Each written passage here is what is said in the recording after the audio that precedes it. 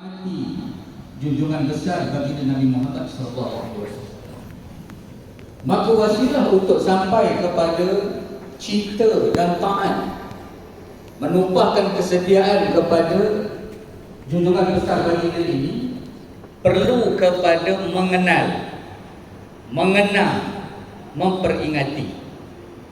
Maka sambutan kita pada malam ini adalah satu wasilah, salah satu cara untuk kita menyegar dan memperbarui kecintaan dan juga memperbarui semangat untuk menuruti jejak langkah baginda Nabi SAW.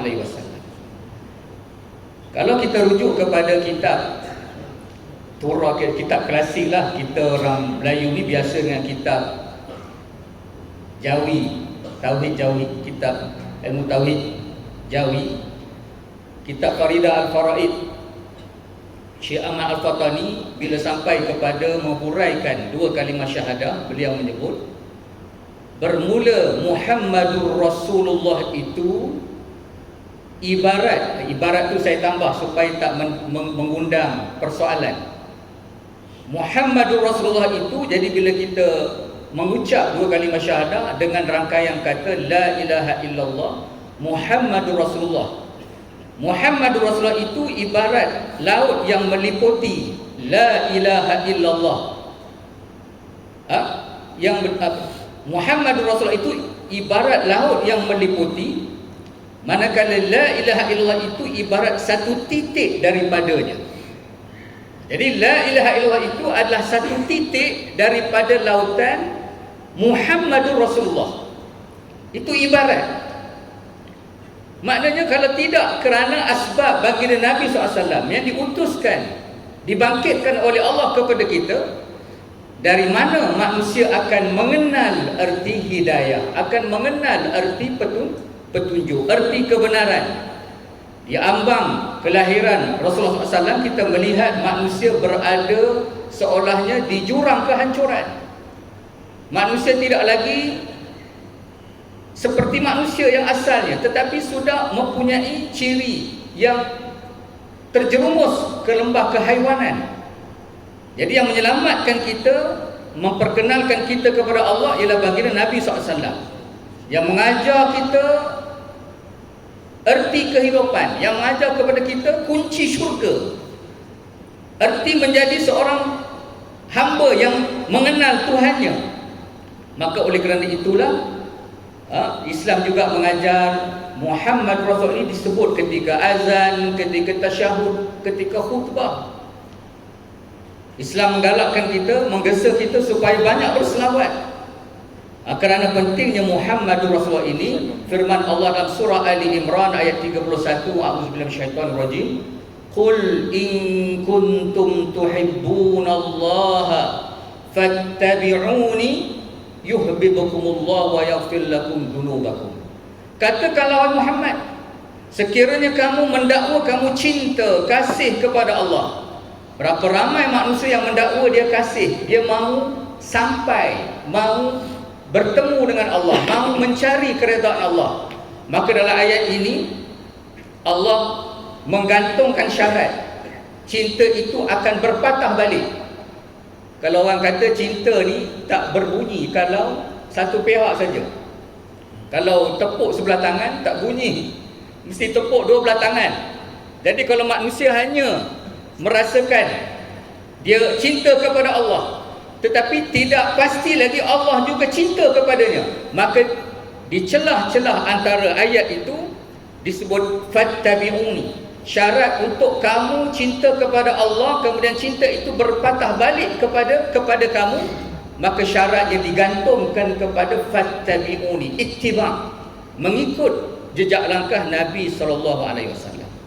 Sebab itulah bila ada orang yang menimbulkan soalan, adakah setiap kali Rabiul Awal di sana terdapat panduan daripada sunnah untuk cara kita menyambut Rabiul Awal? Jawabnya tidak ada nas yang khusus, sebagaimana adanya nas khusus yang lain bila melibatkan bulan yang lain. Seperti bulan Muharram ada di sana nas menggesa, menggalakkan puasa Ashura. Zulhijjah ada puasa Arafah. Bulan Rejab dan Sya'ban memang galakkan untuk berpuasa, apatah lagi bulan Ramadan. Tetapi Rabiul Awal tidak ada nas yang khusus untuk kita menyambut apa-apa tata cara untuk mengikut sunnah Nabi SAW. Tetapi apa yang dilakukan ini adalah disebut sebagai bid'ah. Bid'ah ini adalah rekaan, adalah sesuatu yang dilakukan, amalan yang dilakukan tanpa pernah ada contoh sebelumnya. Itu namanya bid'ah secara bahasa. Secara bahasa, apa-apa perbuatan amalan yang tidak ada contoh sebelumnya itu dinamakan bid'ah, suatu yang direka-reka. Itu dari segi bahasa. Jadi ulama membahaskan bahawa bid'ah dari segi bahasa ini ada 5 hukumnya. Ada bid'ah yang wajib, ada bid'ah yang sunat, bid'ah yang haram. Contoh bid'ah haram ialah Syiah. Contoh, Nabi tak ajar, dia ajar apa yang Nabi tak ajar, dia label nama agama. Itu macam contoh Syiah. Bid'ah yang wajib, menolak, membidas pandangan Syiah, itu bid'ah juga tapi wajib. Itu contoh dia yang dibahaskan ulama. Ada bid'ah yang harus, buat hospital misalnya, buat hotel. Tak ada zaman Nabi kita buat. Ada bid'ah yang sunat, ada juga bid'ah yang makruh. Jadi apa yang dilakukan oleh ulama, iaitu menganjurkan yang kita lakukan tadi, contohnya dibacakan salawat, dibacakan qasidah, madaih, puji-pujian. Kita sambung pula dengan forum. Bila kita berforum, kita akan mengulang pesan-pesan Rasul, firman-firman Allah. Ini menghidupkan apa yang dibawa oleh Nabi SAW. Maka ini adalah termasuk dalam perkara baru yang diada-adakan, tetapi disebut sebagai bid'ah hasanah. Bid'ah yang dipandang elok menurut syarak. Bid'ah yang istahsanahu asy-syar'u, yang dipandang baik oleh syarak. Lantaran kerana apa yang kita lakukan ini, iaitu baca Quran, berhimpun, berselawat, ini semua adalah amalan-amalan yang sekalipun tidak dilakukan oleh baginda Nabi secara khusus, tetapi ia tidak dilarang oleh nas. Tidak ada perkara yang dilakukan dalam program pertemuan kita ini yang bercanggah, yang menyalahi dalil syarak. Bahkan apa yang kita lakukan ini, berselawat, kita berpesan-pesan, lepas ni akan diadakan jamuan, diberikan makanan, dijamu makanan, kita berhimpun saling bertemu kerana Allah. Maka ini adalah amalan-amalan yang bernaung di bawah keumuman nas syarak. Berdasarkan antaranya firman Allah. Ini antara dalil. Kalau kita nak kata dalil lah, kita lakukan ini adalah perkara yang dipandang elok, dipandang baik oleh syarak, disebut sebagai bid'ah hasanah. Firman Allah SWT dalam surah Yunus ayat 85, a'udzubillahi minasyaitonir rajim. Qul bifadlillahi wa birahmatihi fabidzalika falyafrahu. Ini arahan daripada Allah SWT. Katakanlah wahai Muhammad, bifadlillah, dengan kurniaan Allah dan dengan rahmat Allah, maka hendaklah kamu bergembira. Allah perintah kita ni bergembira. Dengan apa? Dengan nikmat yang Allah berikan kepada kita. Apakah lagi nikmat? Apakah lagi kelebihan, rahmat yang lebih besar daripada rahmat kedatangan baginda Nabi SAW? Rahmat kita ini dilahirkan sebagai umat baginda Nabi SAW. Abdullah bin Abbas ketika menafsirkan ayat ini mengatakan bahawa bifadlillah, kurniaan Allah ini merujuk kepada ilmu, manakala birahmatihi merujuk kepada baginda Nabi SAW. Itu dalil yang pertama. Dalil kedua ialah satu daripada yang diambil oleh ulama dalam menganjurkan maulid ini, hadis Nabi SAW. Nabi ditanya satu hari, su'ila an sawmi yaumil isnain. Nabi ditanya, mengapa ya Rasulullah engkau berpuasa pada hari Isnin? Baginda Nabi menjawab, fihi wulidtu, pada hari Isnin aku dilahirkan, wa fihi unzila alayya, pada hari Isnin juga aku mula menerima wahyu. Jadi yang jadi poin di sini ialah erti sambutan. Ada makna Nabi berpuasa. Nabi berpuasa tu ada makna, ada weightage, ada makna yang tersirat. Mengapa Nabi puasa?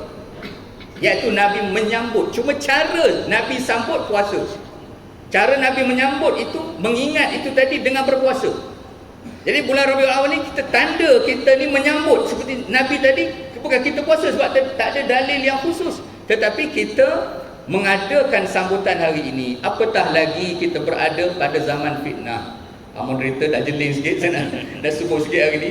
Bila kita dengar ajaran sesat, sihab tu kan, ramai pelik saya tengok, sebab ramai yang ikut agaknya dia tak sempat mengaji sirah Nabi agaknya. Sebab antara ajaran sihab yang pelik ialah dia mendakwa baginda Nabi ini tidak mempunyai jantina. Dia kata Nabi SAW ketika naik atas bahu Sayyidina Ali tengok bawah jubah baginda Nabi, la haula wala quwata illa billah, dia kata Nabi tak ada jantina. Ramai juga ikut. Ini yang ulama lepas zaman Nabi itu ada sebagai contoh buat nasyid. Kadang-kadang ibu mendendangkan nasyid. Kalau tengok YouTube ada apa ni, nasyid tentang anak Nabi. Anak Nabi kita ada 7 orang, 3 lelaki, 4 perempuan, ila akhirlah. Nak kata situ bahawa kalaulah Nabi ni tak ada jantina, macam mana boleh ada Nabi ni anak? Maknanya yang ikut ajaran sihab ni, dia tak pernah sambut maulid agaknya, tak pernah khatam kitab sirah, tak kenal Nabi ni ada anak, ada cicit dan sebagainya. Jadi cukup sekadar itulah, itu satu contoh betapa ketika kita semakin jauh daripada Nabi SAW dari segi perjalanan masa, apatah lagi zaman fitnah sangat-sangat menuntut kita untuk mengadakan sambutan maulid ini. Wallahu a'lam. Saudara moderator. Terima kasih Dr. Azmir di atas penerangan tentang persoalan yang pertama tadi. Tuan-tuan muslimat sekalian, jadi sudah terang lagi bersuluh orang kata ya. Janganlah kita orang kata gundah gulana ataupun risau ya, ataupun orang kata muskil dalam kepala kita bahawa sambutan ni boleh ke tak boleh, boleh ke tak boleh, macam itulah. Saban tahun bila sampai dia maulid, ini dah ya, mana kata kita tak boleh move on, istilah orang ni ya, kita kena move on. Jadi sebenarnya persoalan ini telah selesai ya, dibahaskan oleh ulama-ulama tentang sambutan Maulid Rasul sallallahu alaihi wasallam. Maka hendaklah kita tuan-tuan ingat kepada satu hadis Nabi sallallahu alaihi wasallam, khulasah ataupun kesimpulan daripada yang disampaikan oleh Dr. Azmin tadi, yakni Nabi bersabda, la yu'minu ahadukum hatta akuna ahabba ilaih min walidihi wa walidihi wan nasi ajma'in.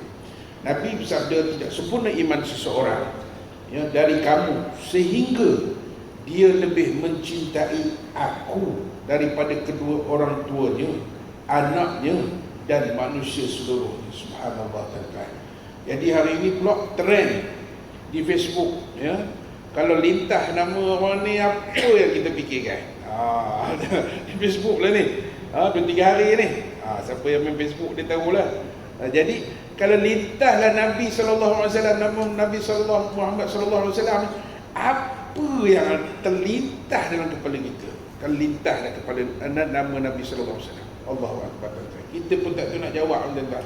Sebab apa? Macam Dr. Azmi kata tadi lah, kita dah dibuai oleh dunia, dah lupa, dah makin jauh. Tambah pula ya dengan macam-macam ajaran sesat dah hari ini.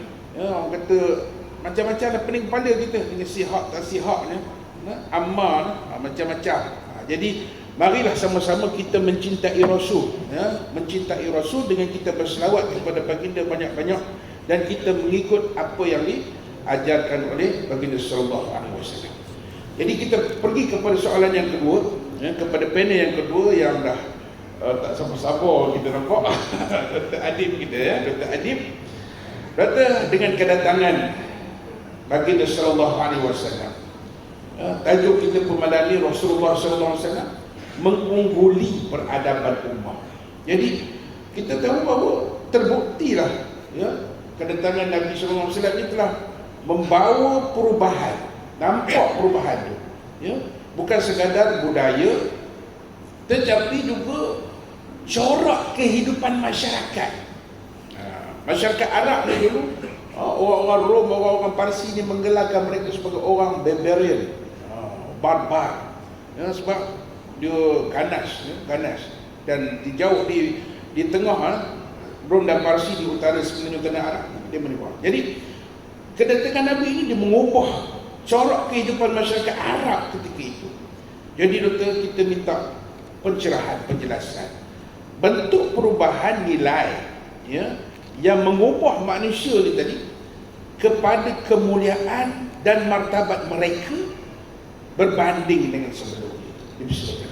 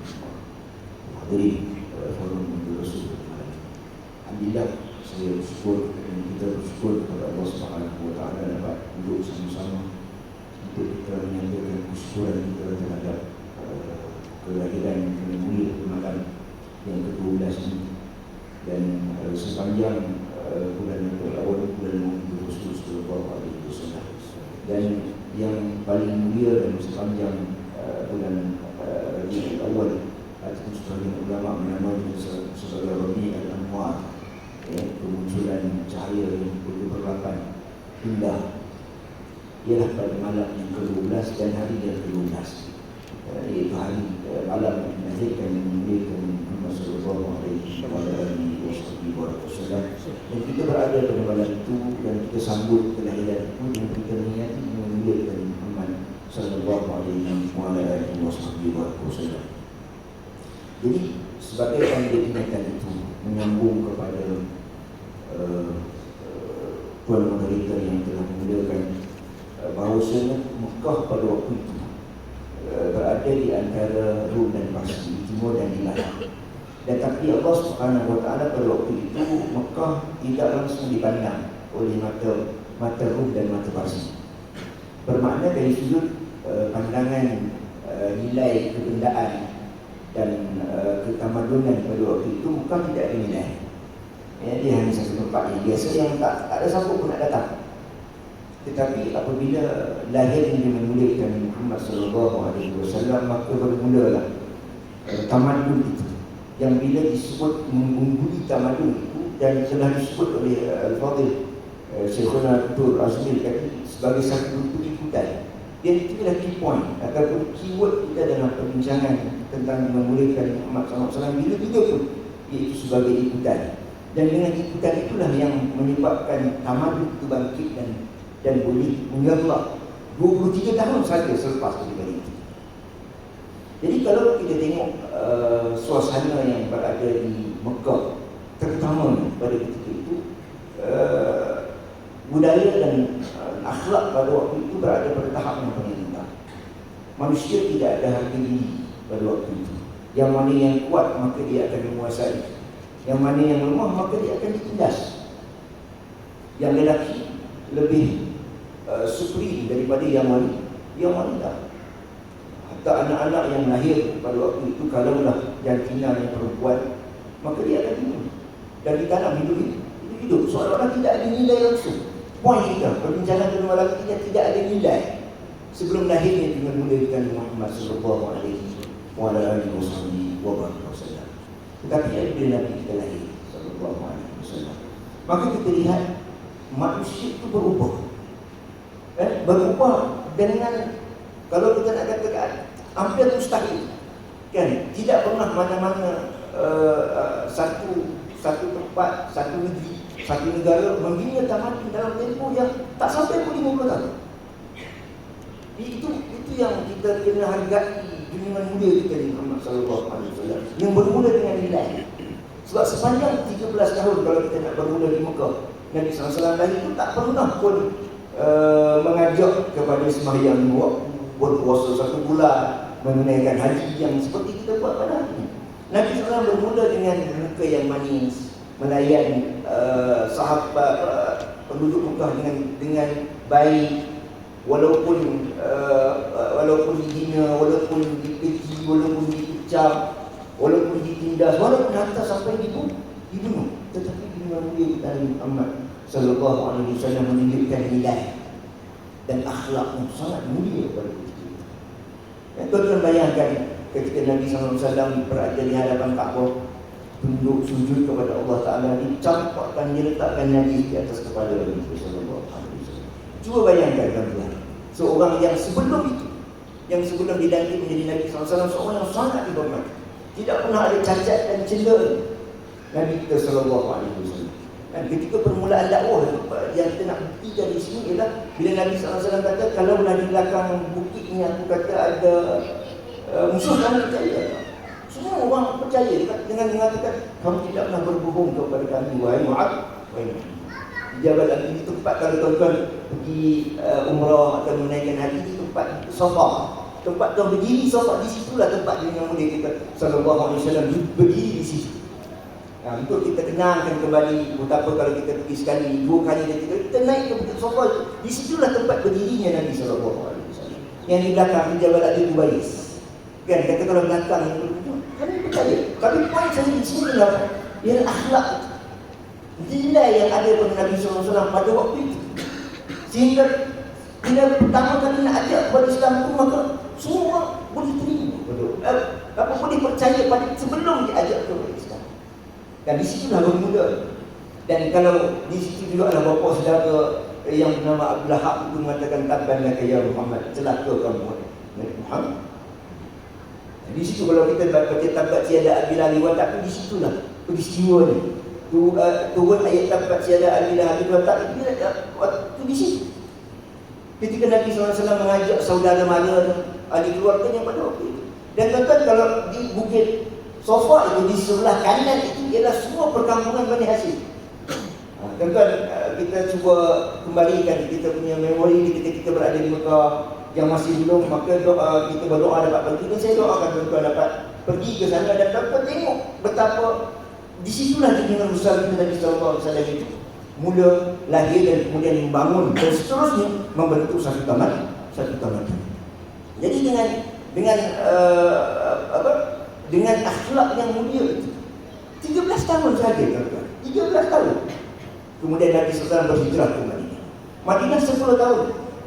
Menunjukkan 10 tahun itu ialah zaman dari sudut melakukan amalan dan perkara-perkara yang makam fiqh yang kita kenali pada hari ini 10 tahun saja selepas pada itu. Tetapi 13 tahun pertama ialah pembentukan ini. Dan selepas daripada itu bila Sayyidina Abu Bakar 3 tahun setengah, zaman Sayyidina Umar 8 tahun di sikit kan, tahun 28 lebih kurang tahun begitu. Maka jatuh kerajaan berapa lama dia tu? Sangat sekejap, tapi poinnya dia dah peradaban. Menghuni itu memang hubungan mulia kita sallallahu alaihi wasallam sahaja dan tidak ada yang lain.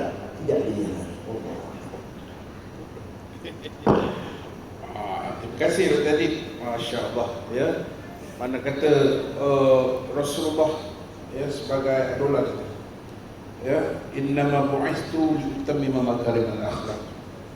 Tengok azan ni. 8.20 kita berhenti 3 minit. Ya. Mana kata Nabi dah bersabda, semuanya aku diutuskan untuk menyempurnakan akhlak manusia, tuan-tuan. Ya, apa yang Dr. Adik nyatakan tadi tentang nilai. Ya, nilai akhlak. Dengan akhlak itu dapat membina peradaban.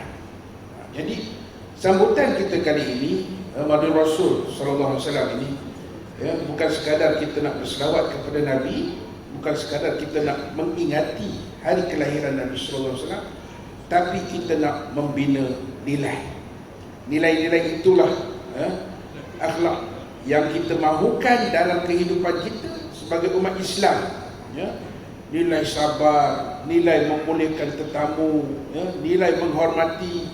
Nabi bagi tahulah yang paling mudah, bagi salam, tibakan salam, ifshus salam, assalamualaikum.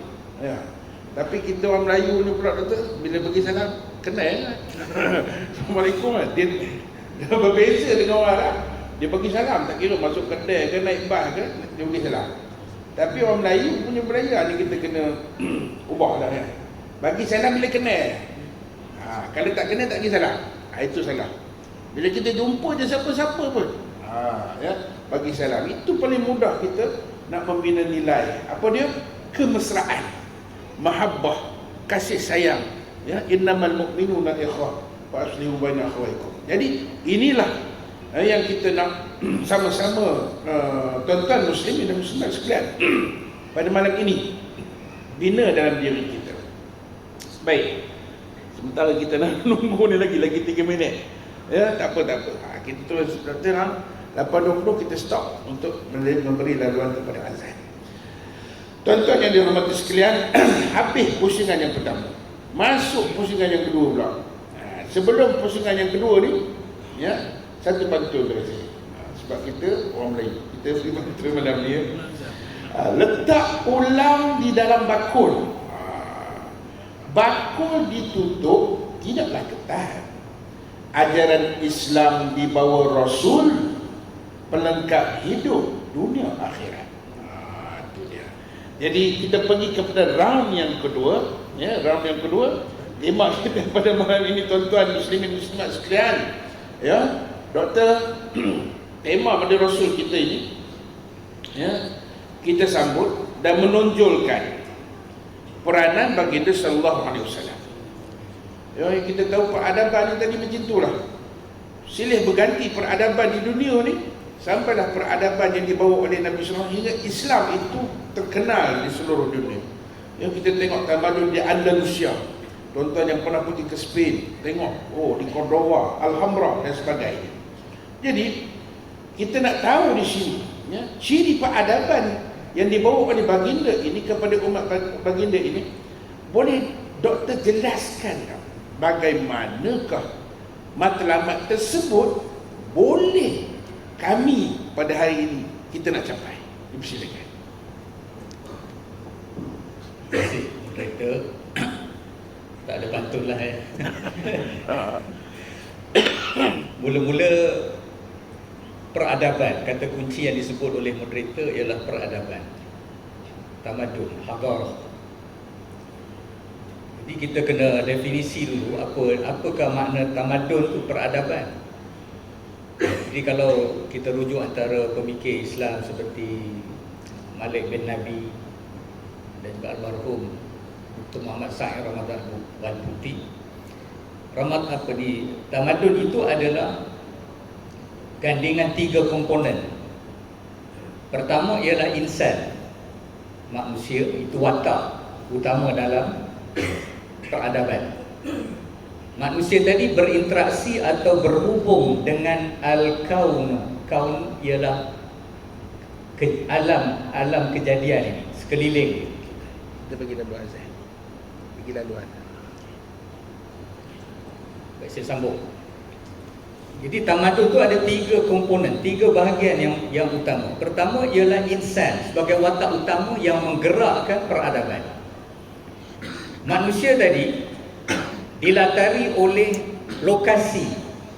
Apa pentas dia yang manusia bertindak dan melakukan sesuatu tadi, iaitulah bumi ini, langit yang menaunginya, dan segala kejadian Allah yang ditundukkan untuk mengkhidmati manusia.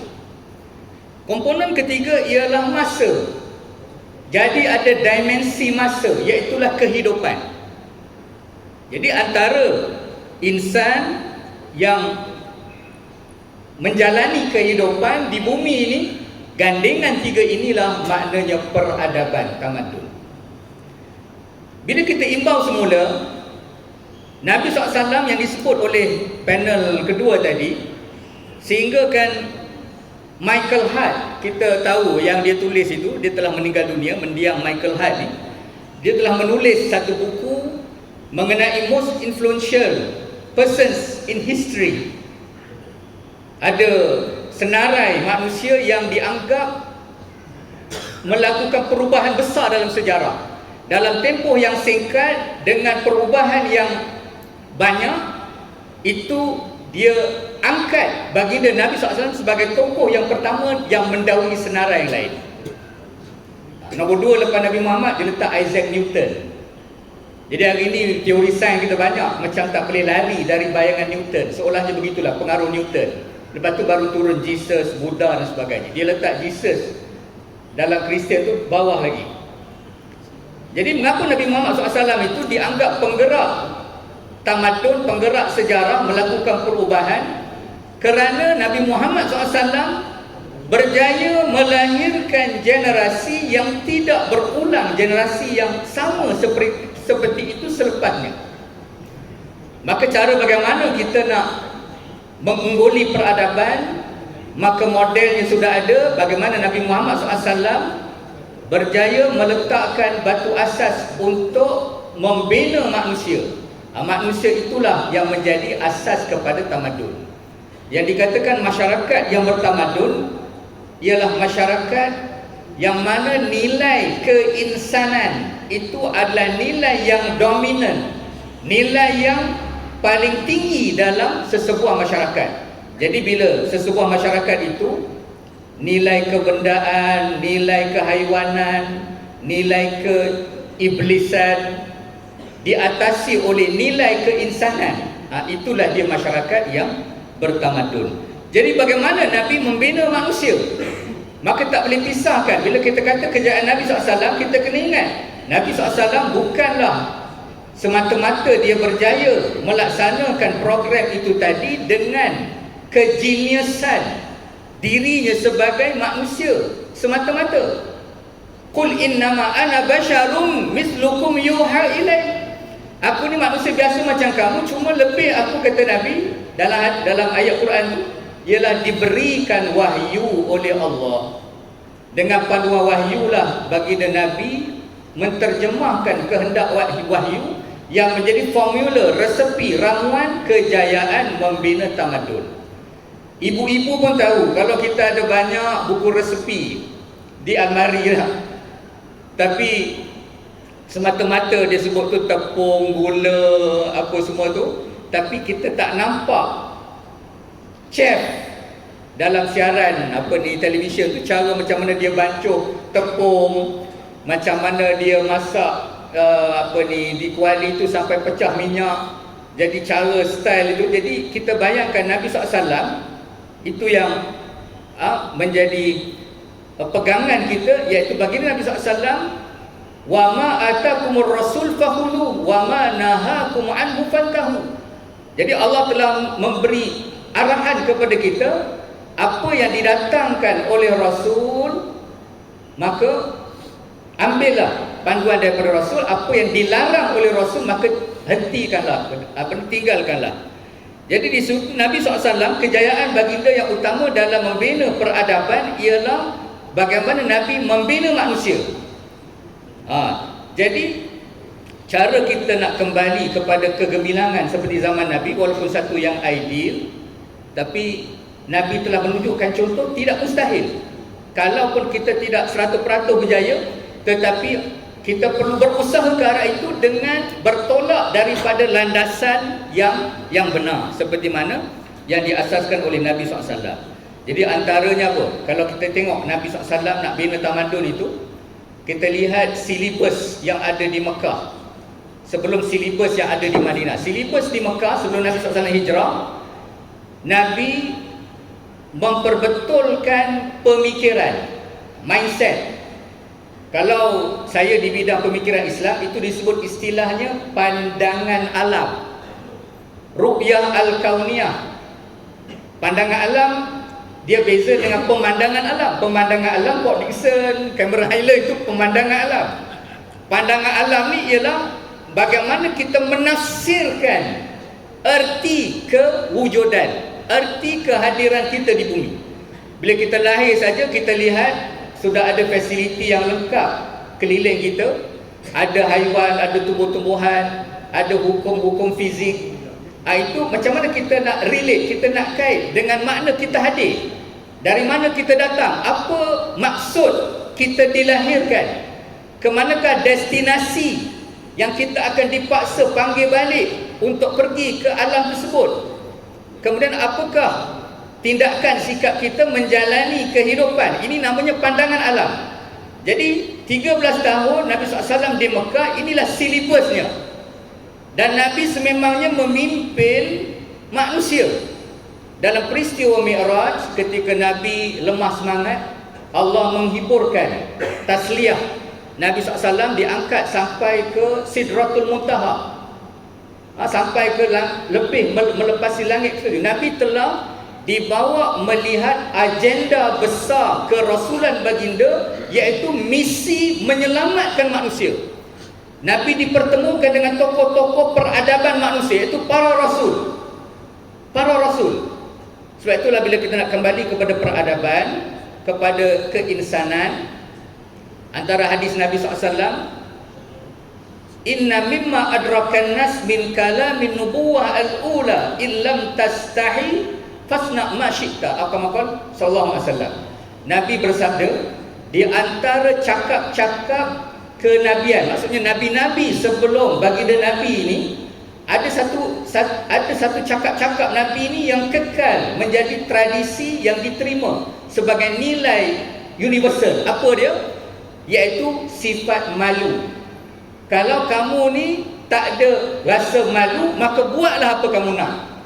Maksud saya tadi ialah bila malam Mi'raj, Nabi telah dipertemukan dengan pejuang-pejuang kemanusiaan. Nabi dipertemukan dengan para rasul, kemudian diperlihatkan kesudahan akhir manusia, syurga dan neraka. Jadi itulah bila Nabi turun ke bumi, itulah idealisme Islam. Islam ni cita-cita dia untuk mengangkat martabat manusia. Apa ni?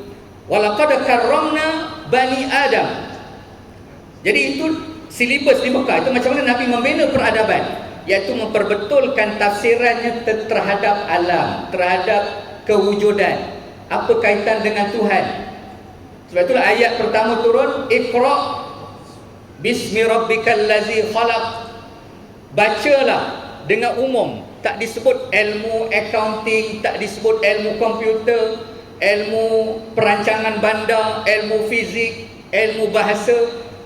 Bacalah apa saja ilmu, syaratnya bismi rabbik, jangan pisah daripada roh tauhid, iaitulah Tuhan. Tuhan yang mana? Yang menciptakan kamu, iaitu ketuhanan Allah yang mencipta dan mentadbir alam ini. Bila manusia nak bina peradaban, manusia akan mengkaji ilmu tadi. Maka bila dia mengkaji alam, dia tidak mencicirkan kedudukan dan peranan Tuhan dalam ilmu itu tadi.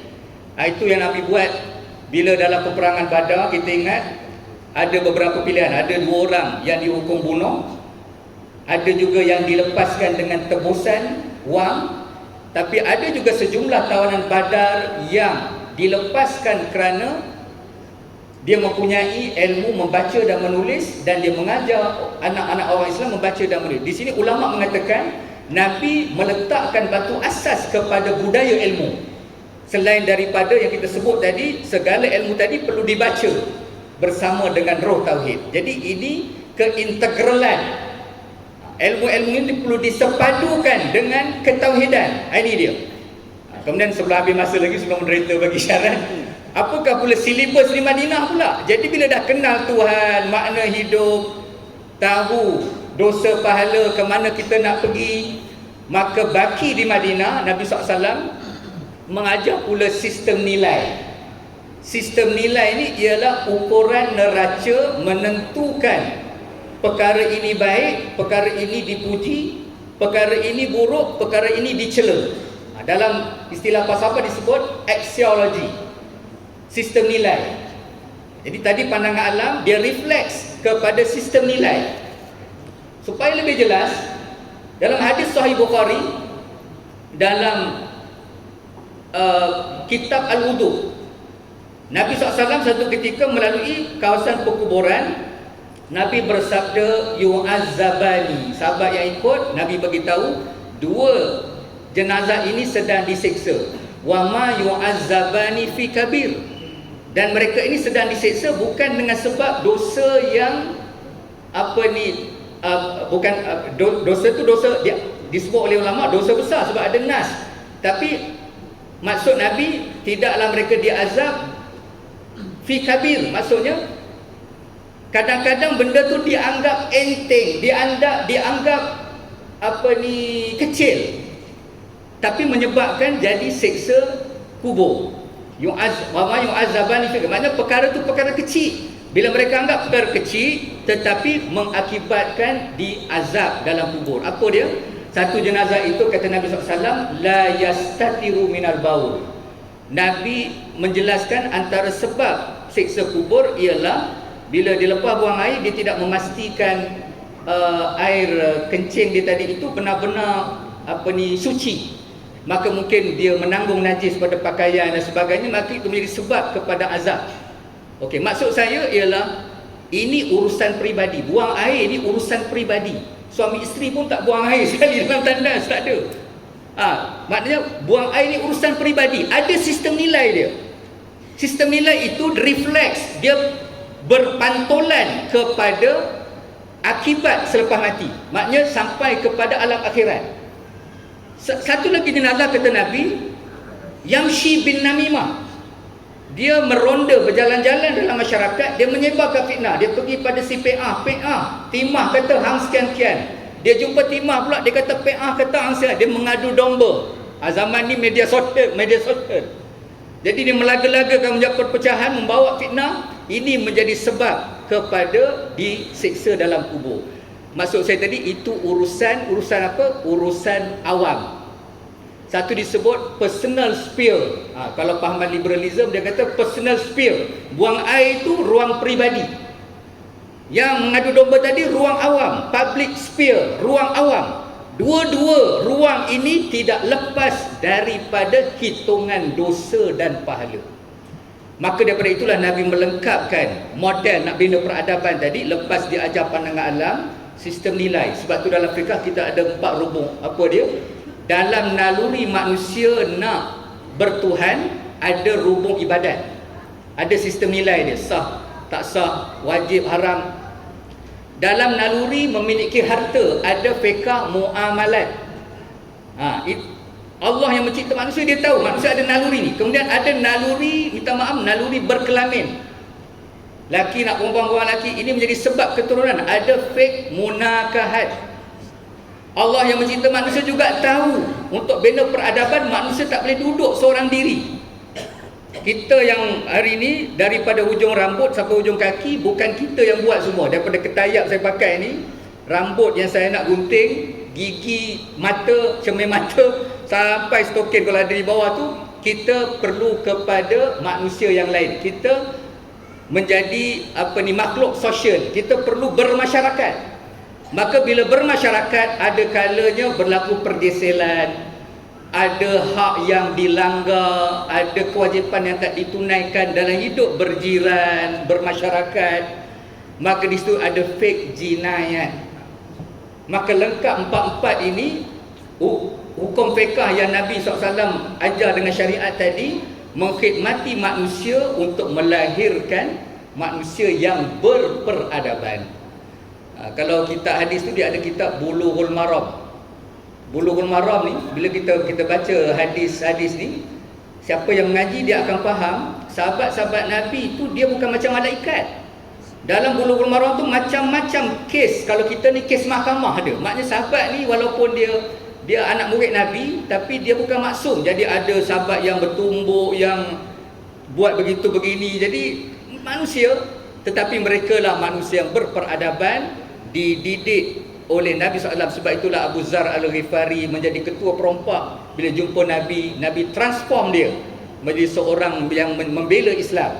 Sayyidina Umar dan ramai lagi para sahabat, kalau kita baca kisah yang mengubah mereka ini menjadi manusia peradaban. Kalau pada asalnya mereka tawaf dalam keadaan tidak berpakaian, sehingga Rom dan Parsi tidak berjelera untuk menjajah mereka, tapi Nabi SAW telah berjaya mengubah mereka ini dengan ramuan kaedah yang telah saya sebutkan tadi, iaitu adanya pandangan alam yang disebut dengan akidah dan adanya sistem nilai yang disebut dengan syariah.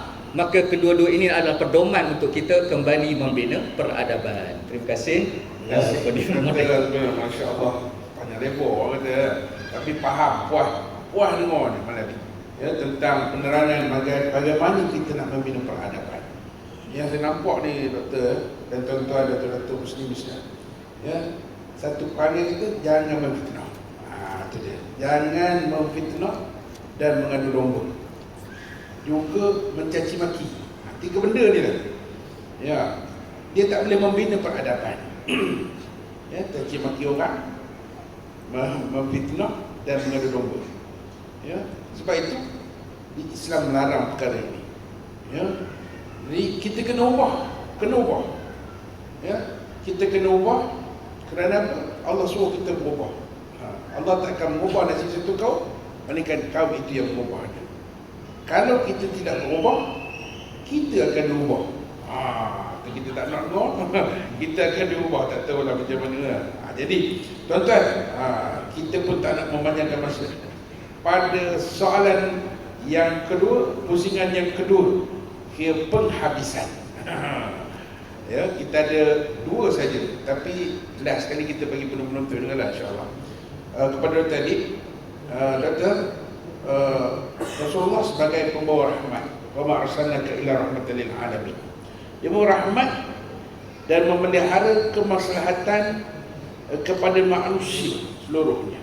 Ya, bolehlah, ya, doktor menerangkan kepada kami, ya, doktor kaitkan perkara tersebut dalam konteks kehidupan, ya, kehidupan manusia, dia berkeluarga, ya, bersosial tadi macam Dr. Azmi kata, berekonomi dan sebagainya, ya.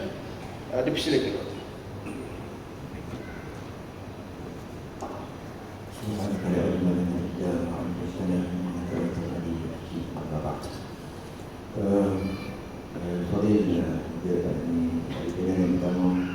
Membuka ruang untuk kita berfikir bahawasanya kita selaku umat Rasulullah SAW ini mempunyai cara berfikir yang diajar Islam, cara melihat kepada alam, dan kemudian reflect daripada itu ialah membina peradaban.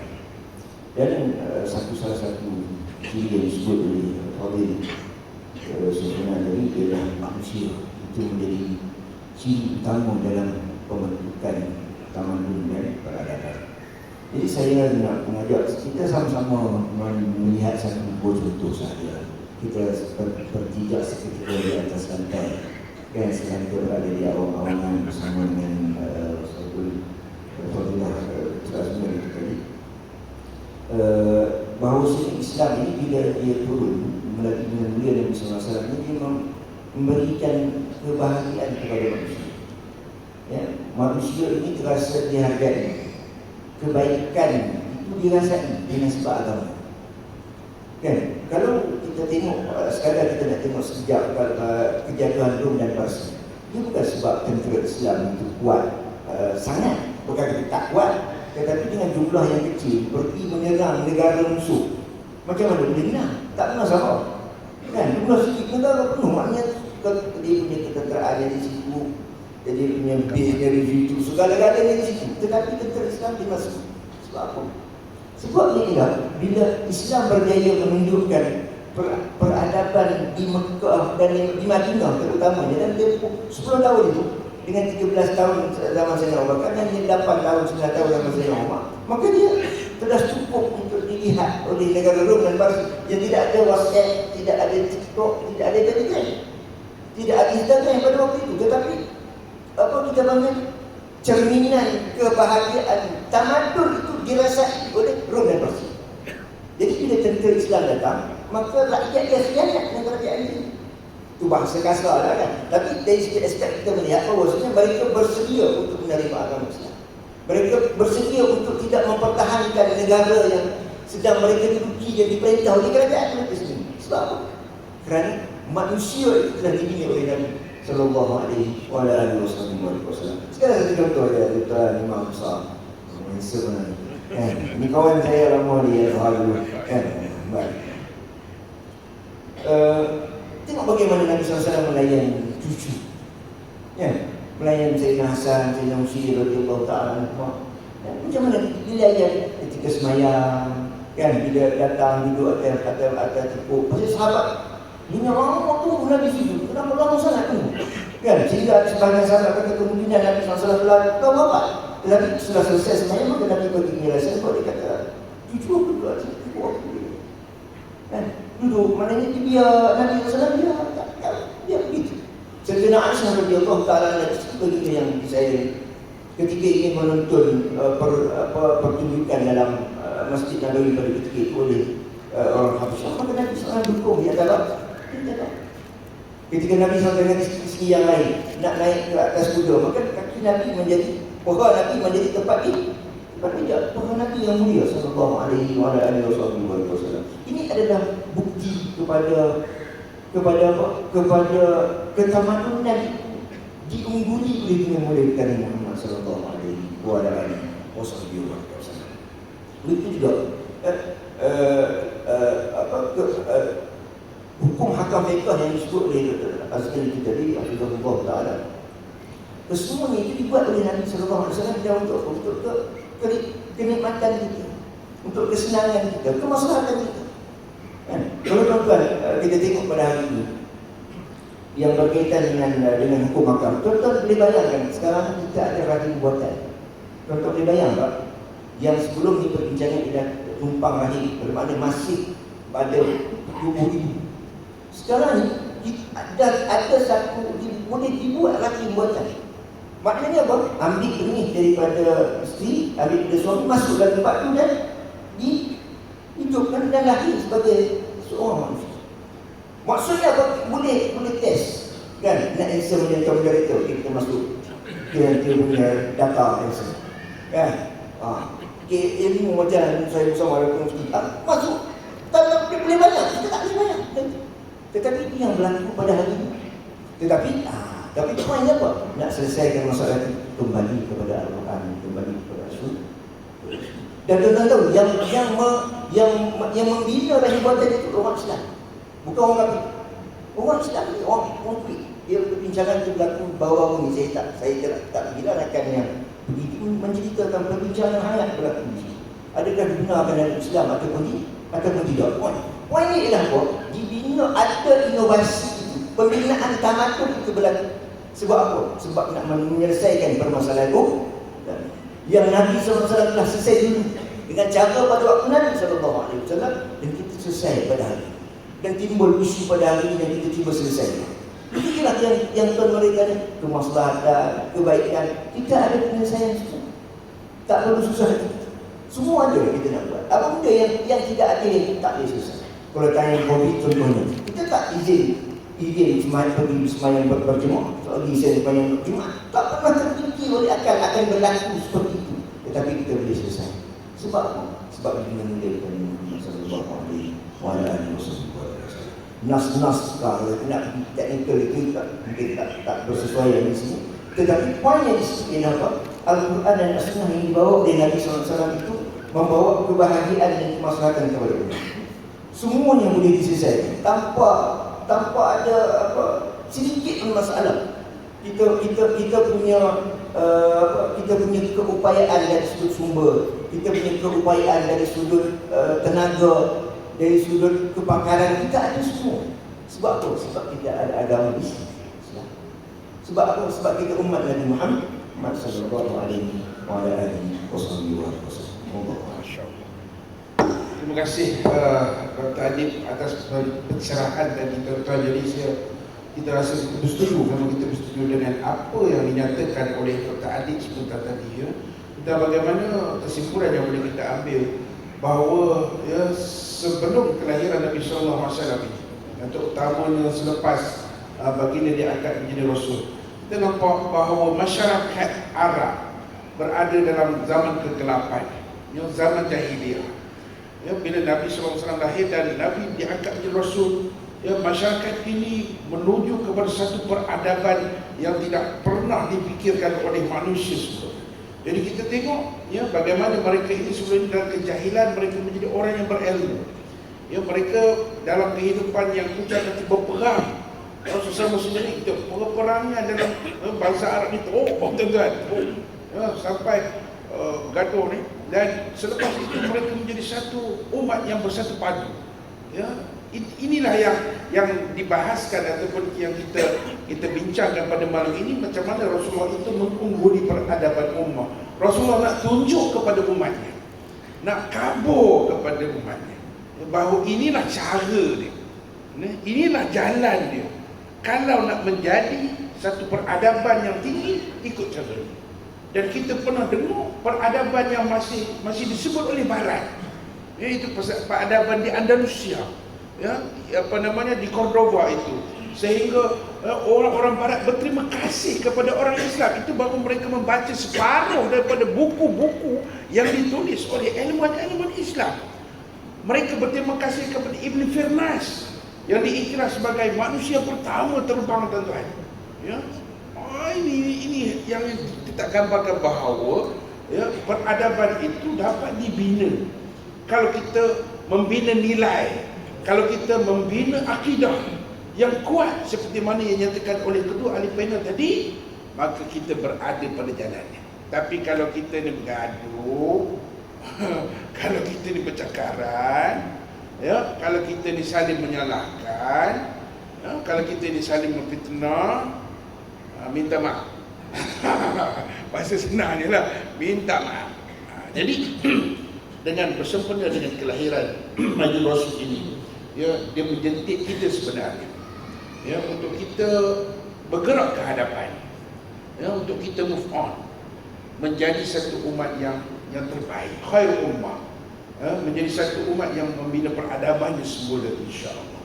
Ya, seperti mana yang kita ketahui, ya, bahawa nanti, ya, 2057 tuan-tuan, ya, Islam ini akan menjadi agama yang terbanyak ataupun yang pertama di Amerika. Ini kajian Dr. Syahri Al-Qaradawi hafizahullah, yang dikata begitu. Jadi kita inilah mata-mata rantai. Kalau kita tidak bertindak dan bergerak, maka tidak akan mencapai perkara itu. Jadi habis pusingan pertama dan kedua, dan saya rasa yang terakhir kita bagi peluang, ya doktor, kita bagi peluang kepada soalan penonton. Ya, soalan penonton boleh diajukan kepada yang bahagia Dr. Azmir dan Dr. Adib. Ya, dipersilakan sekiranya ada. Ada angkat tangan lah. Adik kita dari mana? Perkenalkan diri dari mana?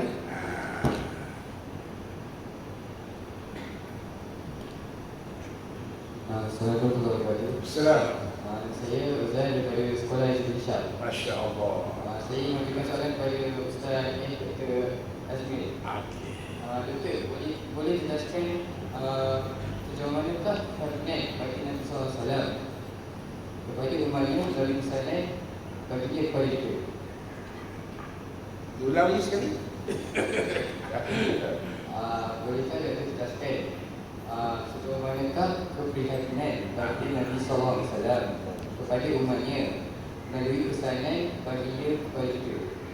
Apa kata doktor? Ini adik kita dari Zudin ni, ya. Ni untuk pengetahuan tuan-tuan, Dr. Adib pun dari Zudin dulu. Dr. Azmir dari Zudin. Saya pun dari Zudin. Pengarah pun dari Zudin. Okey, silakan. Okey. Sebelum saya menjawab, saya ni contohlah, saya nak tambah sikit yang tamadun tadi, peradaban. Sekarang ni bila kemajuan sains teknologi, saya sebut tadi, asalnya ialah insan. Sebab bila kemajuan teknologi ini drastik, apabila dikendalikan oleh manusia yang tak kenal Tuhan, tak kenal sistem nilai dia tadi itu, ini yang membawa ilmu la yanfa', ilmu yang tak bermanfaat. Satu contoh dalam sejarah ya,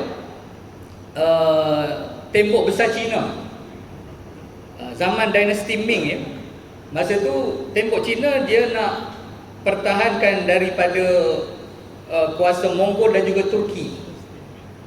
Diriwayatkan ada 3 kali tembok besar Cina ni berjaya ditembusi. Tapi ditembusi dengan apa? Dengan rasuah. Maknanya nak kata teknologi tu hebat lah, benteng tadi dengan konkrit apa semua. Tapi macam mana pertahanan negara boleh celon juga? Sebab tadi bina insan tadi. Bila yang diberikan amanah untuk memikul tanggungjawab dalam konteks tadi ialah pertahankan negara, jadi mungkin tembok besar Cina tu ada laluan. Jadi dia apa ni suap sikit. Jadi maknanya konkrit tu tak ada makna. Ini maksud saya ialah teknologi tadi itu mesti perlu juga kepada bina insan tadi. Contoh yang lain ialah kita dalam dewan ni sedang duduk, katakanlah tiba-tiba buka pintu tu terlepas seekor singa. Agak-agak antara kami 3 ni singa tu terkam siapa tu. Dia terokam siapa tu. Contohnya lah kan. Takbir kalau Alhamdulillah, dan ini contoh je, contoh. Jadi katakan seorang daripada kami ni diterkam oleh singa. Kita yang lain ni boleh buat apa? Cabut lagi lah. Jadi seorang jadi mangsa, yang lain boleh ada risiko yang mati tu seorang, risiko yang terkorban tu seorang, tapi yang lain tu boleh lari. Itu haiwan. Tapi katakanlah dengan teknologi moden, ada orang dia dengki lah tengok masjid negeri dia buat majlis maulid, maka dia pun bid'ah ni kata contoh lah tadi militan. So dia hantar drone tu terbang ni. Risiko dengan bom melalui drone tadi agak-agak lebih besar tak daripada singa yang seekor masuk tadi. Besar lagi teknologi.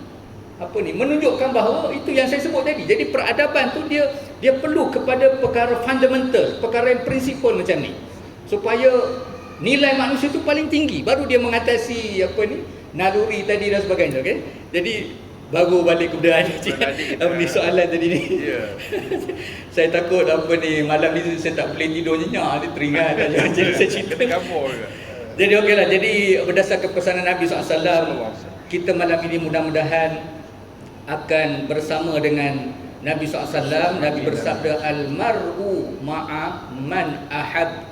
Seorang itu akan bersama di akhirat nanti dengan siapa yang dia kasih. Jadi Nabi SAW sangat kasih kepada kita. Itu dalam ayat surah At-Taubah 2 ayat akhir itu, laqad ja'akum min anfusikum ila akhiril ayat. Nabi SAW ni seorang yang sangat mengambil berat terhadap musibah yang menimpa kita, sangat menginginkan kebaikan untuk kita. Dalam hadis Nabi SAW, hadis Sahih Muslim, masali wa masalukum kamasali rajulin aw qada naran faja'alal janadib wal farashu yaqa'na fiha wa huwa yazubbuhunna anha wa ana akhidhum bihujazikum anin nar wa antum tafallatuna min yadi. Maksudnya, misalan perumpamaan aku dengan kamu ni, kata Nabi, seperti seorang lelaki yang menyalakan api. Itu seorang ni dia nyalakan api dengan unggun api. Maka kata Nabi, api tadi menjadi serbuan, menjadi tumpuan kepada serangga dan juga kupu-kupu. Serangga ni dia suka apa yang membinasakan diri dia. Jadi kata Nabi, macam seorang tu dia nyalakan api, kupu-kupu serangga akan menerpa ke arah api yang akan membakar dirinya.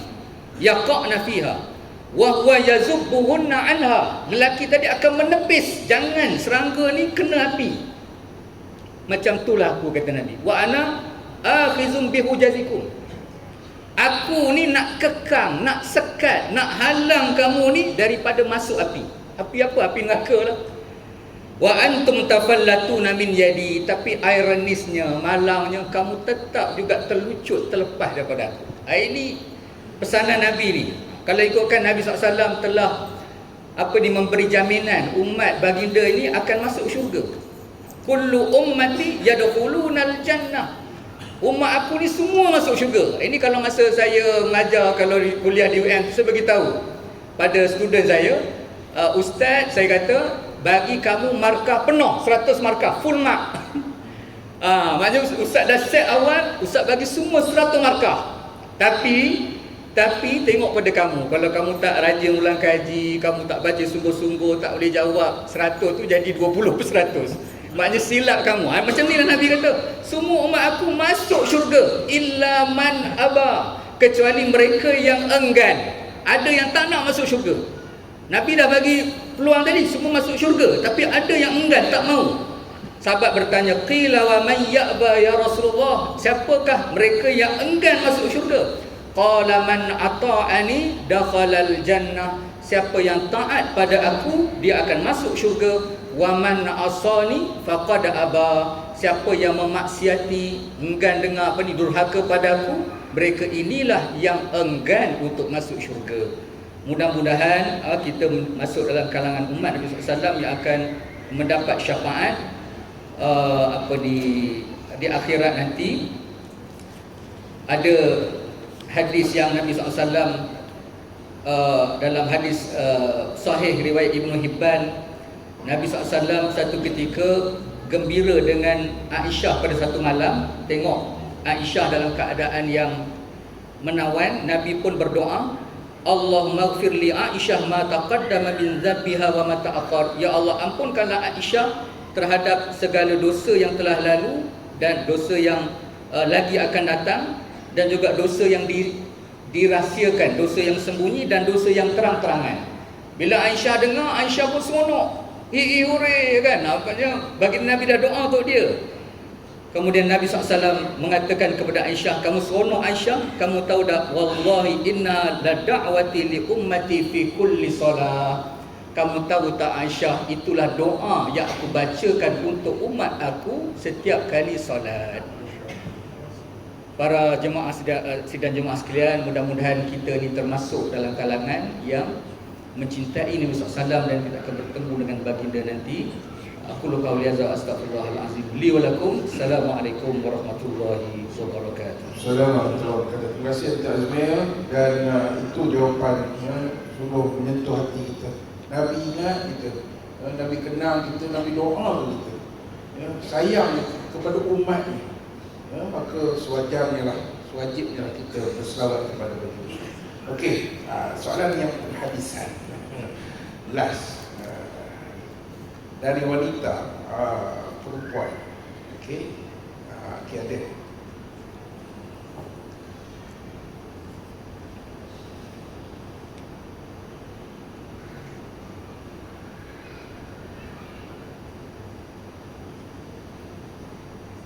Assalamualaikum, saya Masrurah dari MTQID Surah Islam. Saya ingin mengajukan soalan kepada Dr. Adi. Apakah pula kewajipan kita selaku umat Islam kepada baginda? Terima kasih. Ada yang bertanya? Soalan ini dia berdiri.